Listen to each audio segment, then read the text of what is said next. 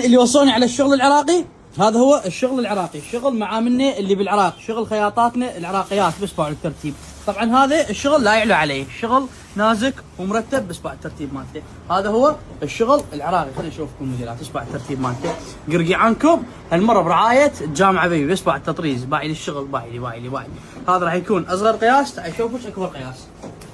طبعا اسعارهم راح تبلش من 15000 لحد ال 25000 بس. باعي لي هذا راح يكون اكبر قياس. بس باعي لي اللمعه اللي موجوده هنا، باعي لي تشيسيه، باعي لي جمال القطعه. قياسات من 1 سنه لحد 16 سنه. طبعا بسعر 20000 نقدر ناخذ هذا الموديل. طبعا السعر مالته راح يكون 20000. هذا هو الشغل العراقي، شغل معاملنا العراقيه بس. باعي لي خياطاتنا العراقيات، هذا شغلهم. باعي لي الترتيب مالته، باعي لي جمال القطعه. السعر راح يكون فقط ب 20000. هذا اصغر قياس، وباعي لي هذا راح يكون اكبر قياس. بس باعي الترتيب مالته موديل يجنن.